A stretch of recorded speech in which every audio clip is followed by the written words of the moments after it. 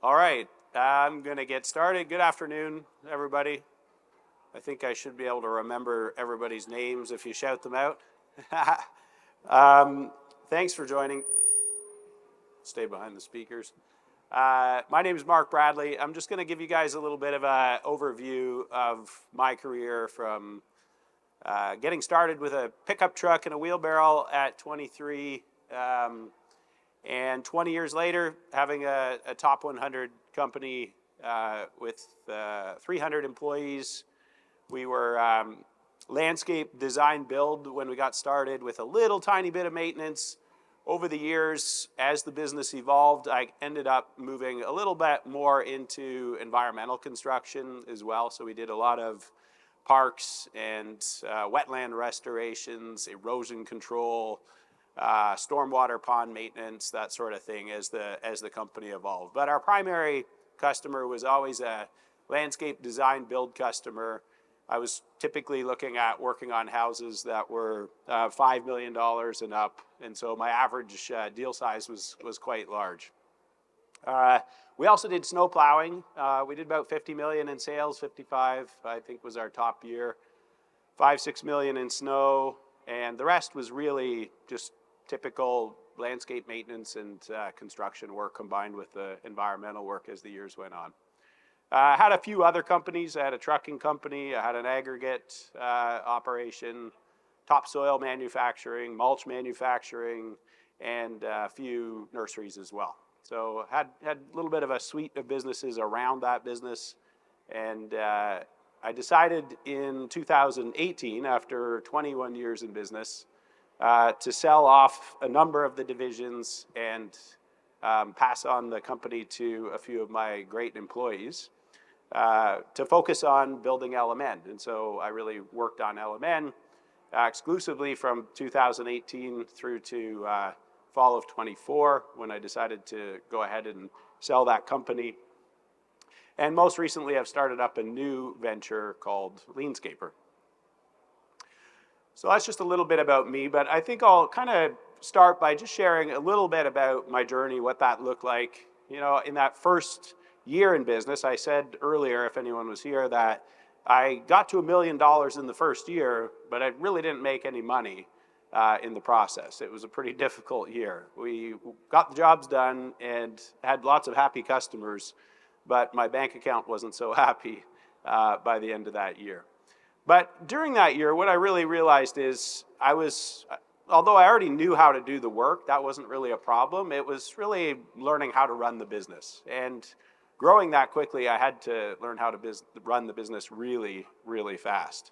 So what I learned in that year, I think, mainly was pricing, overhead recovery, hiring, setting reasonable goals for myself and for others as far as timelines. And then I really started to think a lot more about pricing and estimating and really focusing on learning the financials of the business, because I really had no idea how to create a financial forecast or a budget. It was really, for me, I just kind of felt like I added up the direct costs and I would give somebody a price and I'd go make some money. And I think most people start out that way. The problem when you're operating that way, growing that fast though, is you make really expensive mistakes. So I made plenty of them. And so in that first year, I was really just in survival mode. And I think I was kind of fortunate and unfortunate. It grew so fast that I barely survived. But I think what I see happen a lot when I've toured around, and I've had the good fortune of teaching other landscapers for the past 20 years how to create budgets, overhead recovery, how to estimate, how to hire, how to plan their businesses. Because I've generally gone to 30 to 60, I think in my biggest year, 80 cities, doing workshops with landscapers as I built the LMN software. I shouldn't even really say I built the software because I don't know the first thing about building software. I just decided that I wanted to build software so that I could scale my business to solve my own problems.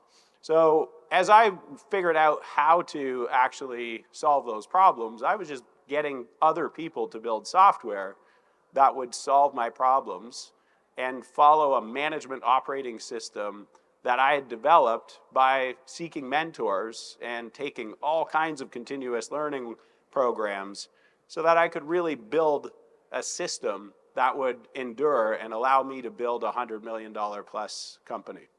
And so as I went through that first year, I really focused on learning the business. And I think what I've noticed with a lot of the companies I've coached over the years is they do that for far too long. I see a lot of companies that are 5 to 800,000 that have been that way for many, many years. And the common thing that I see is the owner doesn't ever evolve. The owner doesn't evolve themselves, so the business doesn't evolve.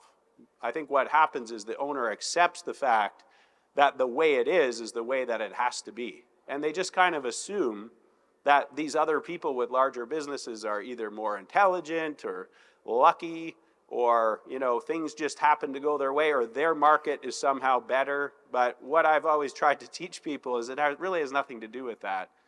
When the business stops growing, it's just a reflection of your leadership and your capabilities. And so at that point, when you start to feel the business slow down, or when you feel all of these problems emerging in the business, whether it's not being able to find great people, or not being able to do the work profitably, or not being able to find the right clients, that's the business telling you something. That's the business giving you this feedback to say, hey, you don't know what the hell you're doing as it relates to one of these three things. Because if there's hundreds of thousands of other companies that have great people and have great jobs and they continue to scale, those business leaders must know something that you don't know. And so I think that's why it's so important to seek mentorship, to learn from others. And I always tell people, I am not a very intelligent person. I was not a good student in school. I have a short attention span. I have absolutely no interest in reading from a book, but I'm actually pretty good at learning from other people. And I think I was pretty good at learning from other people because I had to be. In high school, I was a C student. And what C students do is they kind of lean over and they find the smart person and they say, hey, what's the answer, right? And so I always had to find the answers from the A students. And so I often say this, and I love the A students, and I surround myself with them all the time, but I always say this, the C students start businesses, and the A students work for them. And the B students, they go and work at the government. When you get really wise in those first stages, you start to realize, and particularly if you go and talk to some mentors, they'll tell you to go find those type of people. Those people who are really intelligent, who are book smart, who are incredibly good at their functional area of the business. And I think that became very apparent to me very early on. I really realized that I was going to need some strong people around me. And I had this habit, I think because I was always very inquisitive. As a kid, I think I used to drive everybody crazy around me. I was 10 years younger than my siblings, and I was just always that annoying kid hanging around asking a million questions. And what they would often tell me as I grew up is they'd say, you would ask really good questions at a young age. It was probably because you only got to hang around with adults. And so I was always asking questions. And so when I started doing these big projects, and I was pretty fortunate, Toronto is a fantastic market. The real estate's incredibly expensive. There's a lot of wealth. Most of the country's wealth is in one little city. Well, not little. There's 8 million people there, so it's not little. But one little area that you can kind of drive across in 2 hours. And so more or less, all of the money in the country is sitting right where I was doing business. And so the one thing that one of my customers said very early on is, you need to go out and get some more mentorship, because with these skills, you should really find some great people to help you grow the business. And that was probably one of the best things that anybody ever told me. My father taught me how to be a tradesman, and he gave me the courage to start a business, but my father had a grade 6 education. I actually taught my father how to read and write when I was in 7th grade.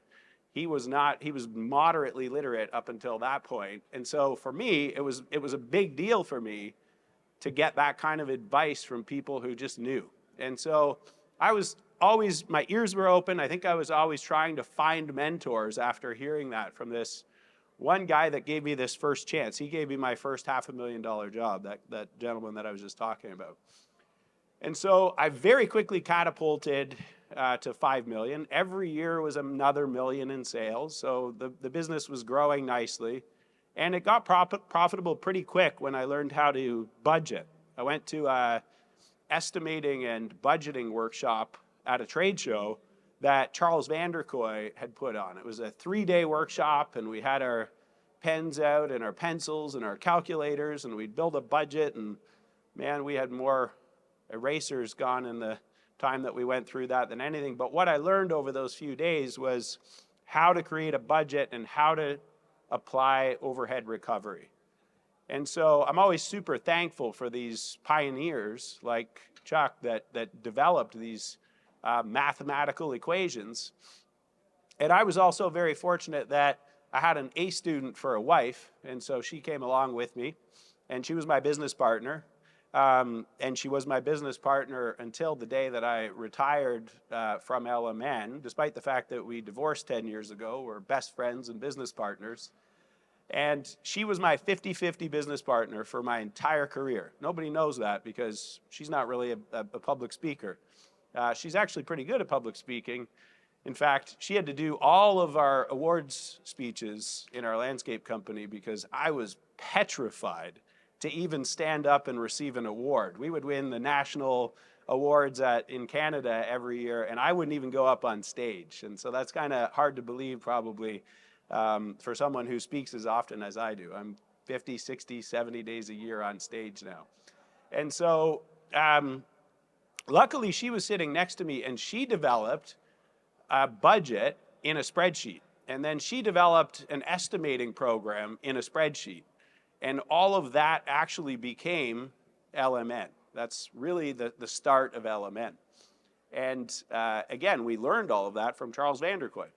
That's why to this day it says multiple overhead recovery system, and we refer to him and Jim Houston, and we've got the overhead recovery markups for all three methods that are commonly used in the industry. Because I used to go to everybody's seminars. I used to just find the seminars. I'd fly all over the place and learn as much as I could from other people. And that's why I enjoy doing it so much now, because those people truly did change my life. All of the people that I got to sit with at conferences really taught me the basics.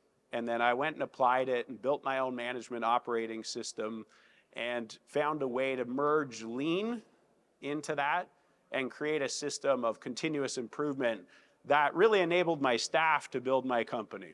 They took the company from 5 to 50 million, I always say.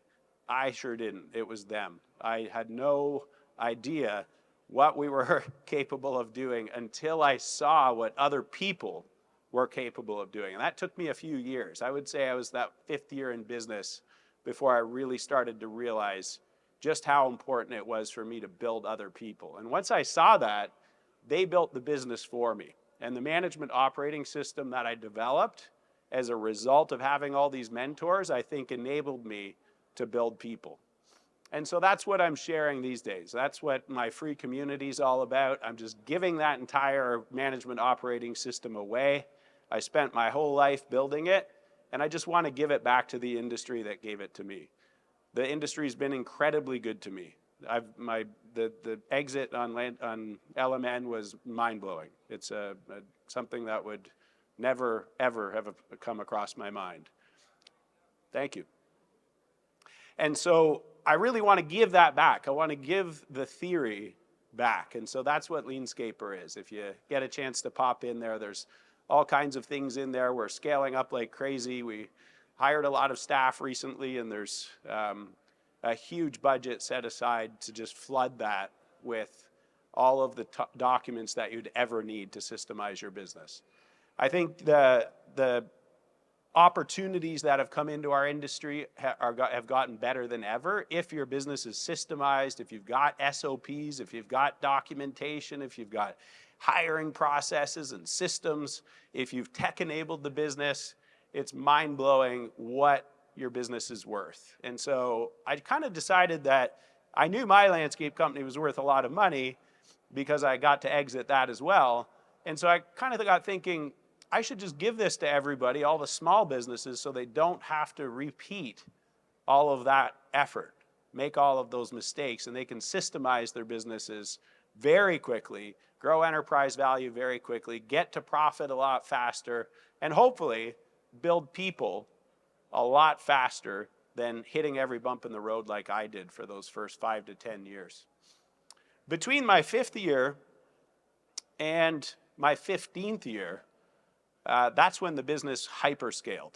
And so the reason it hyperscaled was because of what I think I was working on here between 1 and 3 and 3 and 10 million. What happened in these years is I started to learn how to delegate. And the management operating system allowed me to do that because I now had a way of estimating and handing out job plans and creating a feedback loop where other people could just know whether or not they were winning in real time all the time. And that was what was needed most. If other people had a scoreboard, then they would probably show up and do more. And I was told this over and over by mentors, but I wasn't quite so sure about it. You see, like in my early years, I was hiring street kids and I was giving them apprenticeships and I was teaching them how to do the work. And I was really focused on just creating tradesmen. And it was hard for me to imagine them being able to just go out and do all of this on their own because I was a control freak. And I think most humans are. Most of us are control freaks. And so that was me. I just imagined like, there is no way that all these people are going to be able to go out and do all these jobs without me being here. So I think I'm kind of limited to doing this, 1 or 2, 3 good-sized projects at a time. And what I ended up learning how to do, again, I've always been very fortunate. My customers and I seem to end up being good friends. And one night I was sitting having dinner with a CEO, and he said, "Hey, how come your business isn't scaling any faster than it is?" Because I said I'd love to scale it, but it's hard to scale. And he said, "Well, why isn't it?" And I said, "Well, it's really hard to get other people to project manage these jobs and deal with customers like you and get this all right. It's just very difficult. I've tried to give a little bit more delegation and I've tried to, give people more to do, but it never seems to work." And he kind of stopped me right in my tracks and he said, "Hey, when you drive into the city and you look around and all those buildings are everywhere and the highways there that you drove in and the airplanes flying over your head and all this stuff's happening around you, did you touch any of that stuff?" And I said, "Well, no." And he said, "Well, how do you think it all got there?" And I said, "With people that know what they're doing, I guess." I remember having the conversation. I couldn't really answer him. And he said, "Well, you're a control freak. That's all that's wrong with you." He said, "You're just a control freak." And I remember my chest tightening up. I'm like, "What? I'm a control freak? Nobody called me that before." And when he said that, I thought to myself, wait a minute.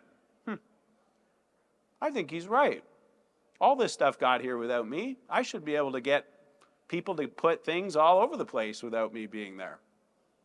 And so my mission, really, I would say I was probably closer to 3 million. I don't know if I was quite in line with this. This is what I suggest people are doing, but I don't think I was there. But what I really started to do is I learned how to delegate. And the only reason that I was able to delegate was because I had data, because we estimated our work properly every time. We didn't use a guesstimating model because we had learned that from Chuck.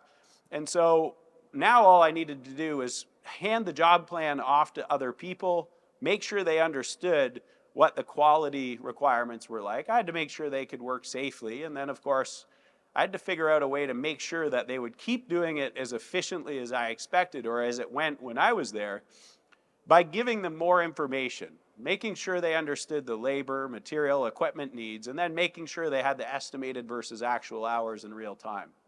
Once I got that really good, what I was amazed with is how much people raised up to that expectation. By giving them the scoreboard and giving them real-time feedback every day, they just started getting the work done on time, and the work was done right because they knew that if they had to go back and rework it, that meant the hours were going to go over. So quality was kind of natural. Efficiency was built in because they had the hours, they had the job plans, And that's when it really started to appeal to me, or to hit me, that people all come to work for themselves. And so what I started to do is I started to figure out how to create incentive programs. And again, this was another mentor that taught me this. How do I create an incentive program that's really well balanced? And so this guy taught me how to use a balanced scorecard approach. And so the balanced scorecard, that's something I'm giving away in Leanscaper for the first time. We didn't ever actually put that into LMN. But what the balanced scorecard is it's a scorecard that allows you to look at the business from a financial perspective, from a learning perspective, and an employee experience perspective, from an operational perspective, and from the customer perspective. So I started to really just look at these few simple metrics in each area. For financial, I just wanted to know gross profit, net profit, revenue growth rates, and I wanted to know the revenue per hour in each line. So I had a few metrics for financial. And then on the employee perspective, or the learning perspective, I wanted to know if they were happy. So I started polling my employees every quarter to see if they were happy. And there was a criteria, so it would kind of tell me what I needed to know, so I knew what to go out and fix. So I was getting this feedback. And then I wanted to watch the retention rates on my employees. And I wanted to see their training completion rates and their certifications. So I measured those things. It was pretty simple. And then I started to think, a lot more about the operational perspective. And that's where lean came into play for me.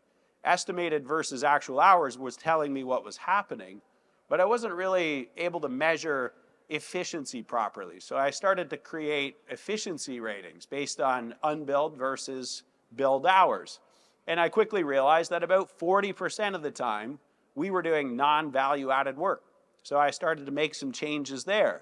And so this scorecard started to tell me everything that I needed to know in order to improve the business. But the best part was it allowed me to tell everybody else what was happening in the business. And so everybody wanted to make those metrics better because that became the scorecard. And then last, we had the customer perspective, which doesn't come last for any other reason besides we got to get everything right before we have customers. It's every bit as important. There is no prioritization on a balanced scorecard.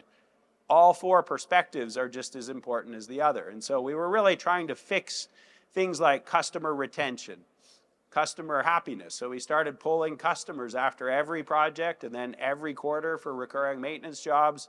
And we started getting feedback from them. So that those retention rates started telling us a lot. And so over time, as we started to look a little deeper, we started to put in warranty metrics and a couple other metrics, but this dashboard became the guiding light. And everybody in the company understood the dashboard because I explained it to them. And then we talked about it every month. And then we started to deploy continuous improvement systems where people were helping me eliminate waste. And they could only do that because I explained to them how lean works, and I taught them how lean works. And so this stuff all happened between $3 and $10 million for us. And then what happened next was kind of shocking. The business just started to double year over year. It was mind-blowing to see how fast. And when you're putting $10 million worth of revenue on each year, you'd think you'd break the thing. But that never happened. And all the stuff that I was afraid of early on was gone. And the one reason that it was all gone is because I taught them how to win. I taught them the game. They understood the business. So everybody in the company understood what their crew budget was. They understood that their wages were a result of the revenue that they produce. And if we could eliminate all that waste in the business and turn it into revenue, then I could pay them more money. And the company would be more profitable as well. And profit wasn't a dirty word in our shop. It was a good thing. Everybody was proud when we were profitable because profit meant that we had strong cash flow. Profit meant that we could reinvest in growth. Profit meant that we had some money in the bank so that when there was a problem, we could get by. And the other thing that I never hid from anyone was, I'm going to make a lot of money here doing this, and I'm going to take a little money off the table as the owner. but I'm going to make sure you all make a lot of money every year too. And I'm going to have a transparent bonus system that makes it make sense for you. And the more that I talked about profit in that regard, they always realized that when I was winning, they were winning. And when they were winning, I was winning. And then you really do have a team. And I don't think it's that common. I've worked with a lot of companies. It's just not that common.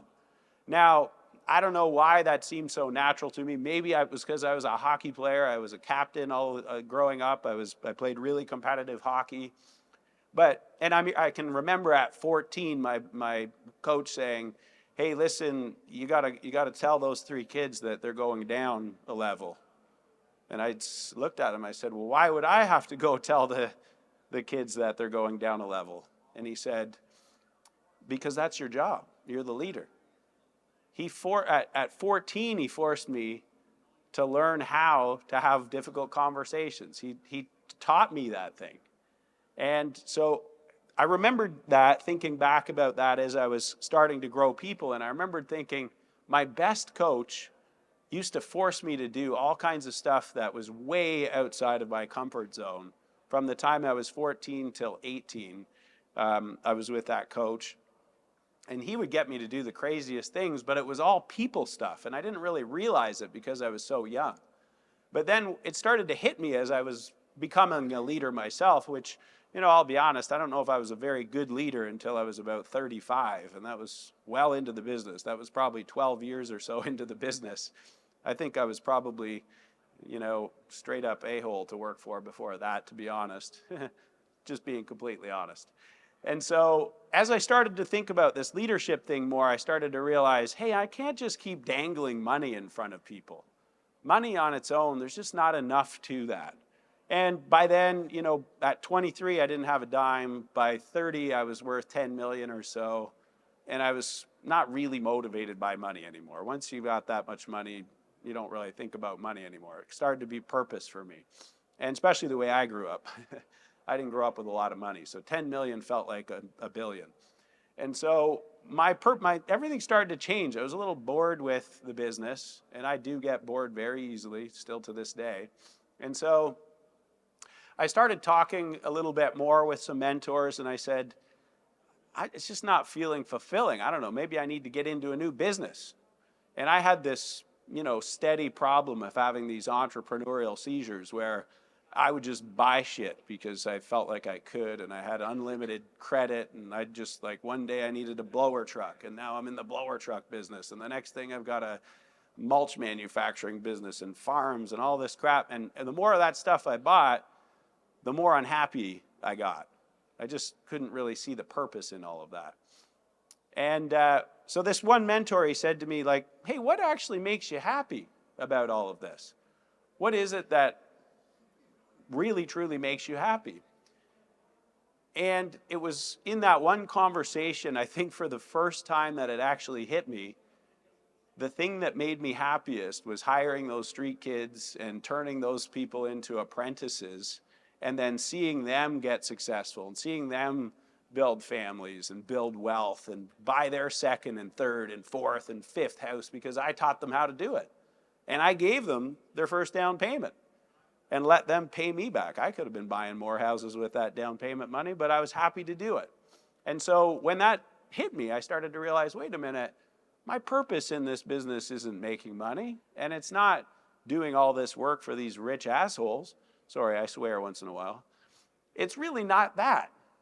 What I'm really happiest about is the simple fact that these people come to work every day and they almost kill themselves so that we all win together.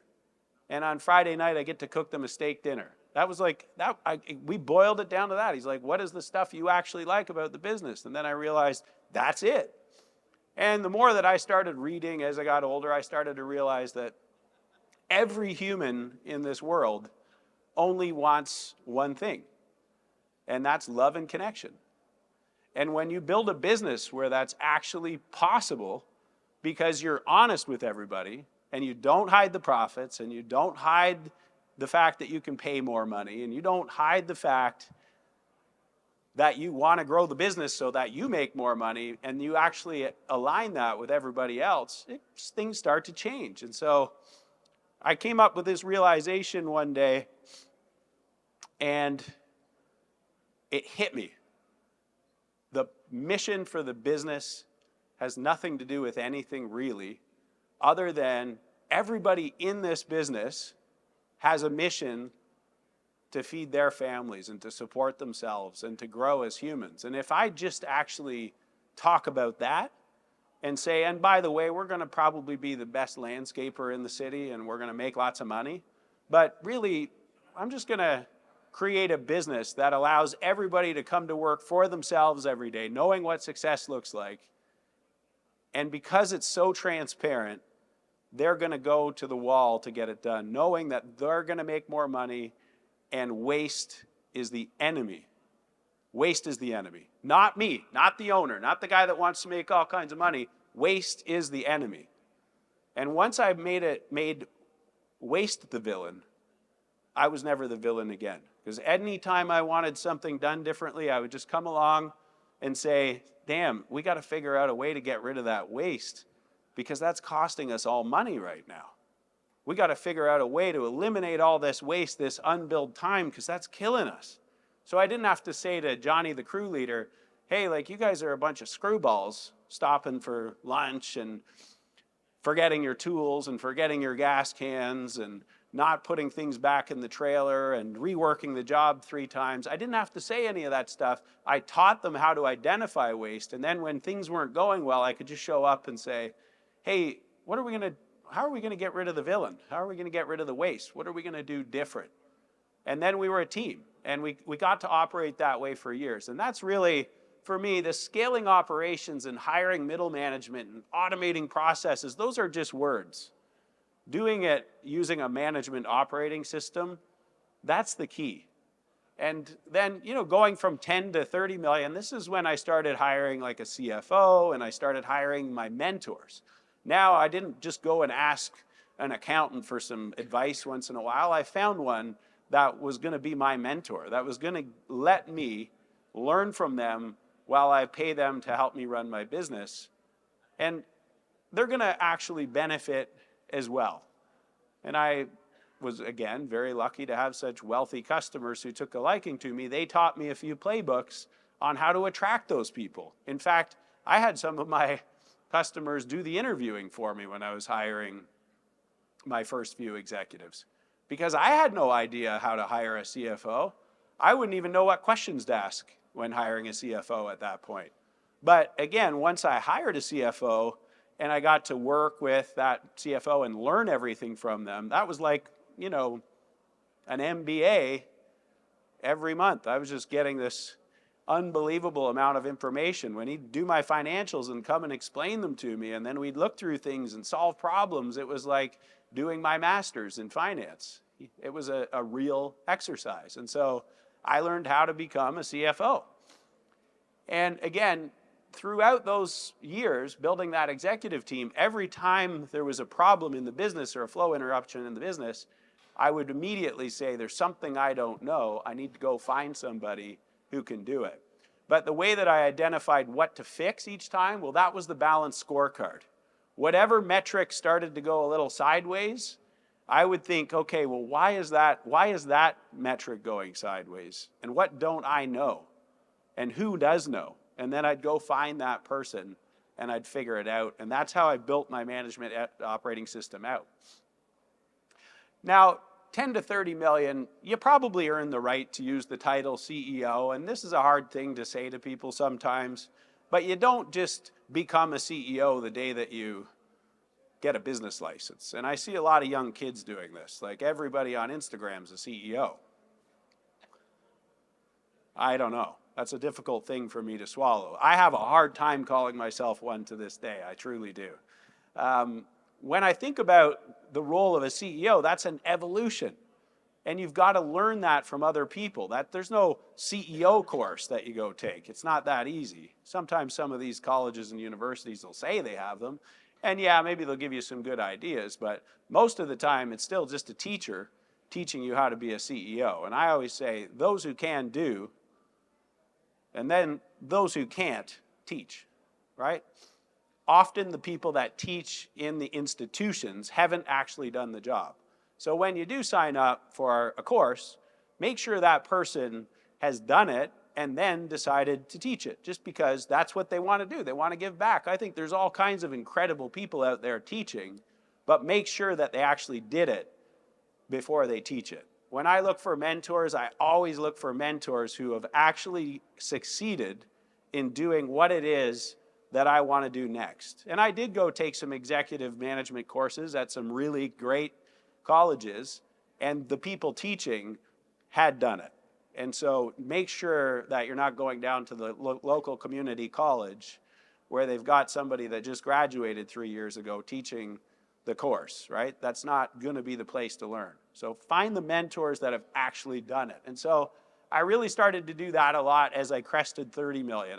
To become that visionary leader, I had to be coached by other visionary leaders who had actually done what it was that I was trying to do. And the same thing all held up in my software business. When I got serious about software, I started building software in 2007 for myself. By 2009, we started selling it.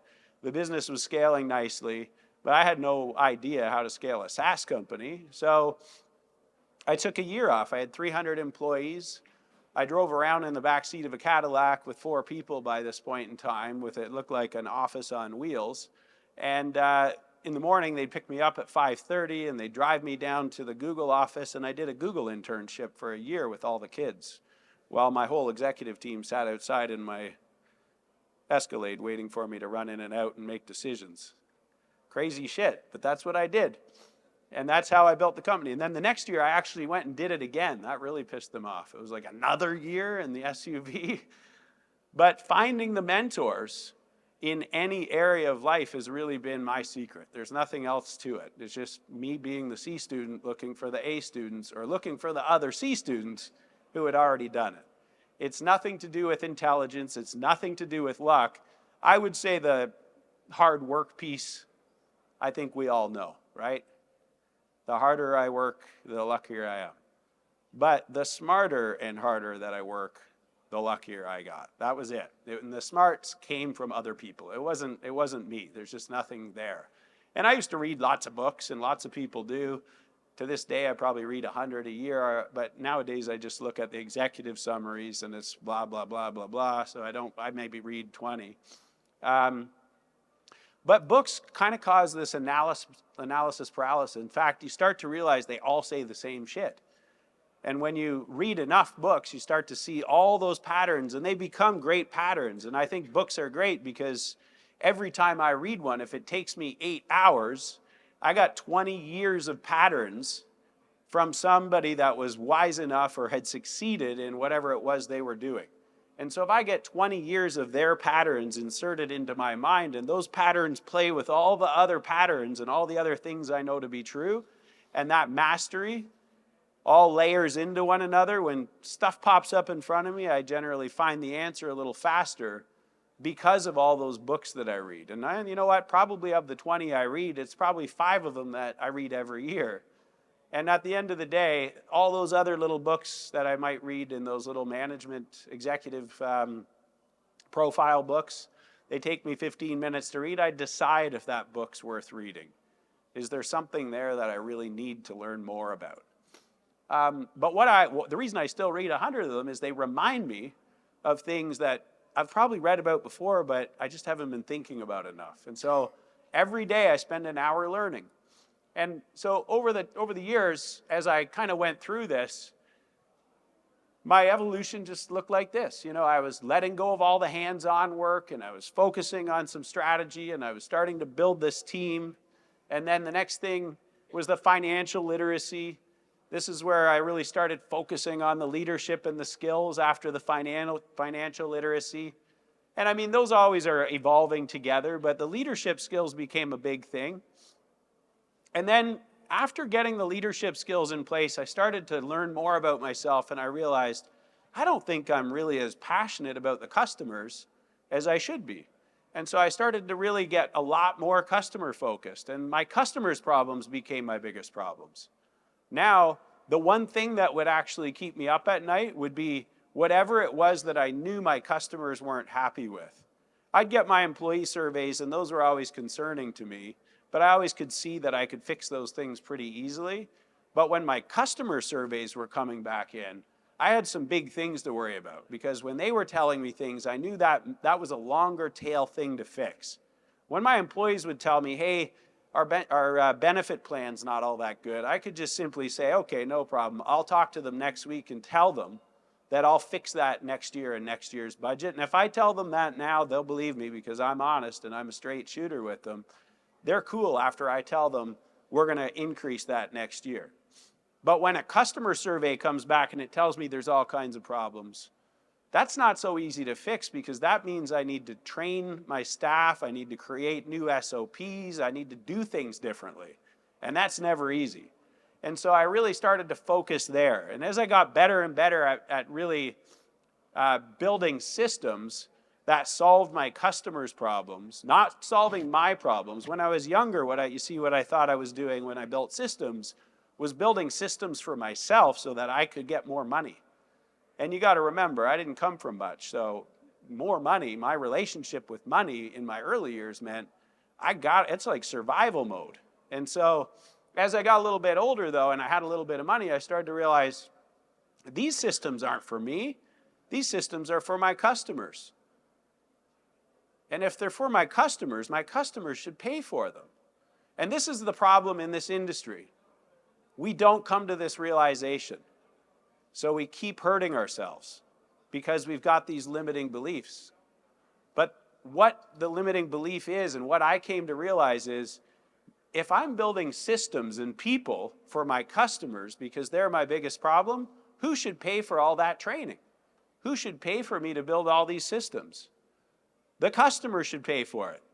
And when they pay for it, we're going to solve all those problems. And so I started to put 200, at one point 300 hours a year per employee in the budget, and then my customers started paying for all that training. And you know, at first when I was talking to some of my mentors from within the industry, one of them was 20 years senior to me in business, and he was the best in our market. And at that point in time, I was paying him $2,000 an hour for coaching.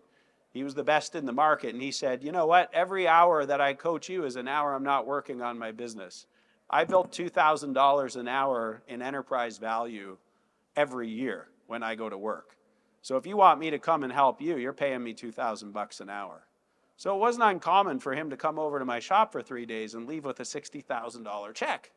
And so he was sitting there in my office, and we were bickering and arguing back and forth about this training thing, and he was saying 30 hours a year is all I put in the budget. And I said, yeah, but your customer satisfaction rating is not that good either. And this was one of the first times I really challenged him. And he looked at me and he said, all right. And we started arguing back and forth. And together that day, by the end of that day, I remember we both agreed that we'd put 200 hours in the budget for every employee. And we did it. He did it and I did it. And then we started to really, between us, we built this lean training program. And our staff would actually even get trained by the same people sometimes. And then what happened the most amazing thing to me to this day was this. We spent all that money, and our revenue per hour almost doubled in 24 months. The revenue per hour almost doubled. Now, we were probably selling some better work, so that may have skewed it, not going to lie. But the most amazing part was the production rate change. What I started to notice was the production rates were changing and really going up. We were laying pavers faster. We were getting through our properties faster. Everybody was worried about waste. And what started to happen is we were getting twice as much work done in the same amount of time with the same people. And so the revenue started to skyrocket. And so that training fee started to seem pretty insignificant. And the best part is our customers paid for all that training. I wasn't paying for the training. And so it was like a flywheel effect. Once we started really focusing on building people, the revenue per hour took off. And you've probably heard me brag about this before. The one thing I'm proud of about scale in my landscape business was the highest revenue per hour on the top 100. That was the most important thing to me, because that meant I could pay my staff more money than anyone else and still be super profitable. And when you're making 10, 12% profit on $250 an hour, that's a hell of a good profit. When you've got 300 people out working and you're making 25 bucks an hour off of every one of them, that's a really good business. You can afford to grow. You can afford to invest. You can afford to do just about anything when you get to that point. And what I did is I decided to build software, and I decided to buy all those other businesses, and I decided to invest in real estate and do all sorts of things. And it was all because my mentors taught me how to run a business. And that's really why I give back what I do. That's why I go around speaking. It feels good to give it back because it's a ripple effect. And I'm a big believer in apprenticeships, and that's why I'm harping so much on apprenticeships right now. And I'll tell you, I don't own a nickel of stock in LMN. I don't invest in companies I don't wholly own. And so I don't own a dime. But I'm going to tell you right now, for $120 a year to put every one of your employees on a career pathway where they can do some training and call themselves an apprentice and call themselves a professional and feel like they have a home for 120 bucks a year, is it perfect? Hell no. That software has lots of miles to go, and we'll always admit it. But it's something, and it's $120 a year. There's a couple hundred courses. You can film your own videos, upload them, create a little test, deploy that to any one of the pathways. But when you start training your staff, they start taking their job seriously. Those lean courses that I was talking about, I put all of those in Greenius so that everybody in the industry can see how to identify the 9 types of waste, how to use a basic system like 5S to organize the workplace, how to use basic systems like 5 Whys, how to use a continuous improvement board so that your staff tell you where all the waste is in the business. And believe me, when you start doing these things, it changes your business. So I always try to tell people, as I got to this point, it was just always about this embracing continuous learning. When you build a company where everybody in the company is always learning, that company is always going to be worth more money than any other company. When I went to sell LMN, the one thing I'm proud of is not the number. The number doesn't matter. It was a really good number. What I was most proud of was this. When they came to look at the company, everybody that came to look at the company bid on the company. And then the 3 bidders that I took seriously, all 3 said, "How long do you want to stick around? How long will you stick around?" And I said, "I'm not sticking around for a day." And every one of those bidders said, "No problem. I think based on what we saw with your executive team and based on the metrics that you have the best SaaS metrics in the industry, just like I had in landscape because I ran a lean software company." Every one of those buyers said, "Yeah, you can take off on the day of the deal." The minute the check hit my bank account, I was done. And I don't need to go back. I'll always love the company. I'll always help them. I believe in the new leader. I chose the new leader. I sold the company for almost $60 million less than the highest bidder because I believe in the leader. I don't do anything for money at this point in my life. I believe in their mission. He believed in my mission. We want to continue to build a thriving industry together. This embrace the continuous learning, though, as an industry, let's be honest, we're not there yet. We still call people laborers. Laborers. What a title. There's no laborers in this industry. Everybody's a skilled trade. Everybody should come into this industry as an apprentice. And we've got this other problem that we're facing. There's all these other trades that also have major shortages. And if we all have shortages, and if 5 boomers are leaving for every 2 kids that are coming into the trades, where do you think those 2 kids are going to go? Do you think they're going to go pick a laborer job? They're going to go take an apprenticeship. And I think there's plenty of great kids still out there looking for apprenticeships. In fact, I know there is, because the companies that I've been doing coaching with and the company that I used to own, they have no problem getting great people to come to work because they pay them a fair wage, they put them on an apprenticeship program, They give them benefits, they give them pension plans, and they have a career. And the cost of all the turnover and the cost of all the waste and the cost of all the stupidness that exists on the crews, that's what allows you to pay for all those extra wages and everything else. But apprentices earn their keep because they become tradesmen. And they stay with the industry that they chose because they did an apprenticeship and they made a commitment and they've got a living wage at the end of the day. And that's the mission I'm on. So for me, again, the big points that I want to kind of leave you with as we wrap up here. How are we for time anyway? 5 minutes? Focusing on financial literacy, not just for you, but for everybody in the company. This is what I want to reiterate. We may have small companies, mid-sized companies, and large companies sitting here, and I'll tell you, this applies to everybody. The financial literacy, if you're a startup, you should be focused on getting this for yourself. If you're a mid-sized or a large company, you should be making sure that financial literacy, all the literacy that you have, is shared with every manager, every frontline crew leader. Everybody in the business needs to know how the business makes money. And that takes about 15 minutes to teach people. It's not complicated. You don't need to give them a whole MBA. All you need to do is teach them that when some money comes into the company, we're going to spend some on labor, material, equipment, and subs. We've got some overhead, and then we've got some profit. Profit's only 10%. We're going to spend 25%, maybe a little more if you're strictly maintenance on labor. And when the jobs go over by 2 days, 3 days on a 10-day job, we don't make a dime. In fact, we lose money, and you can justify that. But when you don't teach your staff financial literacy, every time they find out you're doing a $50,000 job, how much money do you think they think you're making? 49,000, right? And can you blame them? They don't know. So when they hear those numbers, they just don't know. So you got to teach them. And then you got to teach them how to think lean. You have to teach them how to identify waste. You have to teach them how to use the metrics to think differently. You got to teach them exactly what waste looks like and why it's actually the villain and why it's taking away all that opportunity from them and from the company. You have to find a way to stay organized, and that's what Lean does for you.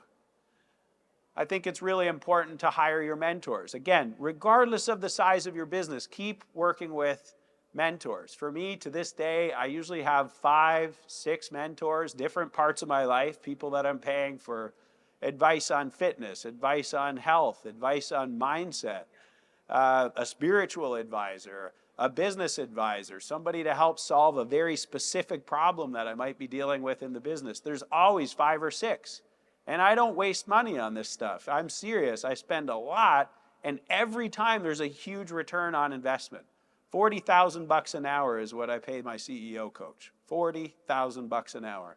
I think nothing of spending 10 hours with him. I don't even think about it. When I write the check, all I think about is I just solved all of my next 10 years' biggest problems because of what this guy told me, because he's built billion-dollar businesses before. And he doesn't come and work for me for $40 an hour or $40,000 an hour for fun. That's what it's costing him to come and work with me, because that's how much money he generates anytime he goes and puts his effort into a business. I'm not paying for his hour. I'm paying for his experience. I'm paying for what he knows to be true. I'm paying for the playbook that he had to figure out somewhere else. And so seek those mentors wherever you have to find them. My circle of influence dictates everything. The people that I hire, the people that I keep around me, those people, their energy becomes my energy. That's just the way it is. We know this. When we're surrounded by people who are way down here, they drag you down. So you hire people with a growth mindset. And this is one of the most important things that one of my mentors taught me. Never hire people with a fixed mindset, or your entire business is going to be fixed. And so every interview that I've done since, every interview that anybody else has ever done since, is designed specifically to unearth that one thing. We want to know if someone has a growth mindset before we hire them.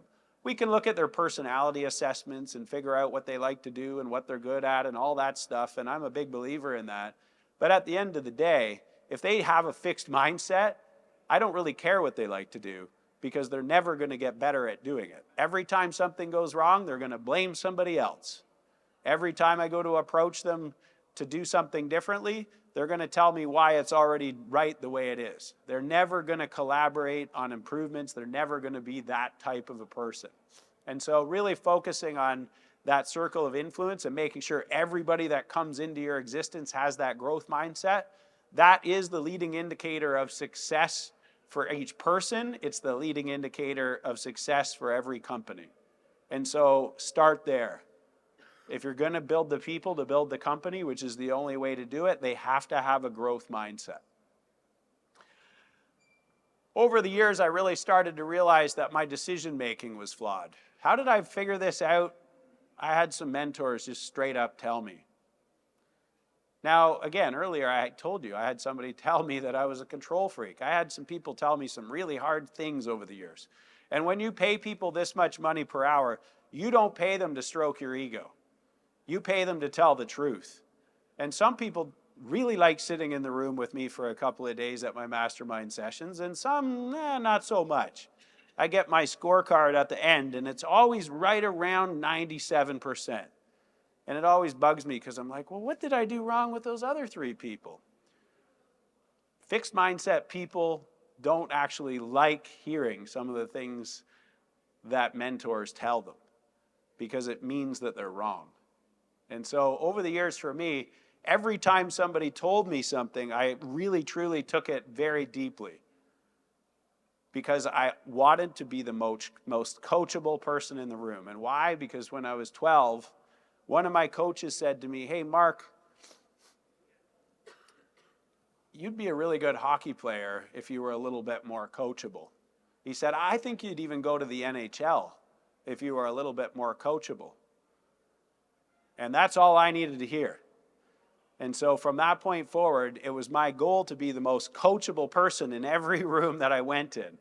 To this day, that's what I'm like. I'm not always the easiest to get along with, but I want to be the most coachable. I want you to tell me the absolute worst thing that's happening so that I can fix that one thing because that's where the improvement lies. And so the reason I pay these mentors so much money is I pay them to tell me what I have to do. Doesn't matter what it is. I was 140 pounds overweight, and I went to the doctor and I said, hey, listen, I'm fat. I need to lose weight. How should I lose weight? And he said, well, it's not easy to lose 140 pounds. That's probably going to take you 3 years. And I said, no. Nothing takes me 3 years. 1 year. That's it. Only 1 year. You tell me what I need to do. And he said, no, that's impossible. So then I went to the next doctor and the next doctor and the next doctor. And then I realized these guys are all idiots. I need to go find the answer myself. And so I ended up with 6 doctors to lose the weight. And I just created a plan. And that plan, it kind of revolved around me creating a feedback loop for myself. And so feedback loops for me, they were already natural. In business, it was easy. So to lose weight, what I decided was I needed a feedback loop. And so one doctor said, to lose 100 pounds in 8 months, because that was my goal, and then I was going to get the rest over the next 4 months, he said, to lose that much weight, you would have to only eat 900 calories a day. And then on top of that, he told me exactly how many calories I'd have to burn each day. Well, he was the gift because to me that was easy. I'm like, okay, 900 calories a day food, and then I got 2.5 hours of zone 2 endurance, and I need 2 hours of my heart rate being in this certain zone while I do strength, so that's only 5 hours a day of exercise and 900 calories. I can do that. That was just a simple math to me. So discipline, just like what I've always had and everything else, I just decided the metrics. I know the metrics now, what I need to do. So now I just need to go and actually do that stuff. And 2 days before 8 months, I lost 100 pounds. And a week before a year, I lost 140. It was just math. Now, I had to do all kinds of crazy things in the process. I was like, 900 calories, I'm going to be hungry as can be. So I got online and I'm like, How can I be not hungry? Well, you can get your stomach cut out. And I'm like, whew, that sounds serious. So I called the doctor up that does that, and I said, hey, if I get my stomach cut out, I'll never be hungry again? And he said, yeah, no, you won't ever be hungry again. I'm like, how much is that? He said, 20,000. I said, perfect. When can I get that done? So I went and got my stomach removed. And now I have a little 1-cup stomach because of that. And then I just started to exercise. And the more that I would exercise, the more that I would lose weight, and the 900 calories made sense, and everything I did added up. And mathematically, lo and behold, losing weight, that's just a math equation, no different than growing a business. So it worked perfectly. Never gained a pound since. I just keep doing the same. I don't work out that much, and now I eat about 1,500 calories or 1,800 or some days 2,200 if I work out a lot. But it was just math. That's it. And so the feedback loops meant everything. Just like, my customers needed feedback. I just create these feedback loops so I figure out what the metric needs to be, make sure that I know what's going on, and then I know what to fix, what tiles to turn, and everything just kind of becomes a reality. And so in business, I kind of started to realize that once I learned to let go, like I talked about earlier, and once I became the leader of leaders, now that's very different than being a leader. I'm the leader of leaders. I'm not the leader anymore. The leader goes around and tells people what to do. I'm the leader of all the other people that run around and tell people what to do. Now that was a big transition for me, being the leader of leaders, because that meant I had to figure out a way to teach other people to be leaders. And that means leadership training for every employee. That means me constantly coaching and mentoring them and taking all the stuff that I learned from all these books and all these mentors and teaching them. And so becoming the leader of leaders is key. And that's really what I teach these days. That's why I built Leanscaper. That's what I do. I teach people how to use metrics, how to use systems, a management operating system to become the leader of leaders, how to turn the dials on the balanced scorecard so that people can actually grow thriving businesses. And my purpose is not to make a lot of landscape business owners rich. And I'm sorry if that's what you guys all are. I actually don't really care that much about you guys. And I certainly don't give a shit about money anymore. You know who I care about? I care about the kids of the people who work for you. That's my purpose these days. I was the son of an apprentice who couldn't read and write. You guys have lots of sons just like that, lots of daughters just like that. When you start apprenticeship programs, when you teach people how to win, they teach their kids how to win. And that's what we should be doing in this industry. Then you're the leader of leaders. When you make it so that everybody in your company can win, their kids win. That's the ripple effect. And that's really what we're doing. And when I go back to this decision-making process, I don't know if I can go back. Maybe I got cut off here. Can we go back? Can you just hit the back button? One more. This decision-making process, I skipped past too quick. I want to cover this. When you learn as the leader of leader that you need to have a decision-making matrix, you start to make decisions differently. And it took me a long time to get this right, and I work on it every day, and I think I'll always have to work on it every day. First off, deciding that I only wanted people with a growth mindset in my company and around me, that was a big decision. And then sticking to that every day thereafter and realizing when there are people with fixed mindset that I identify, I have to let them go. And that's a hard thing to do, but I've always been very good at doing that too. And so that's a big driver for me, and I have to live with a growth mindset no matter what. And then this other thing, this other decision making is this abundance. And as a leader of leaders, you have to believe in abundance versus scarcity. That there's always more. That there's no fixed amount of anything. And so you don't ever think that there's a fixed amount of money and I got to hoard as much as I can and I'm not going to give more to my employees.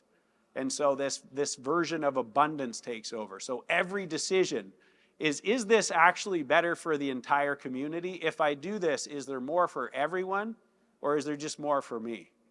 And I think this is a big problem that we suffer with in this industry. It's more for me. And it's okay that it's that way. And if you're that way, that's okay. I was too. But I'm telling you, the reason that it's that way is because of our relationship with money.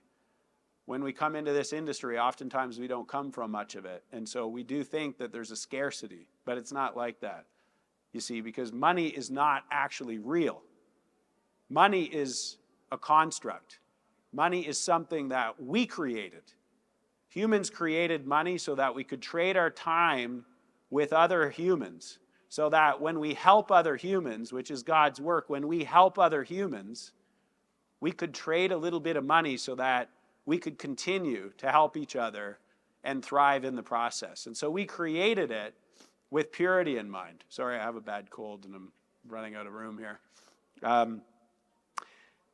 And when we actually trade our time for money, we help other people.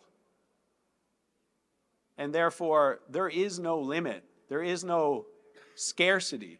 The more people we help and the more complex problems we solve for them, the more money we get.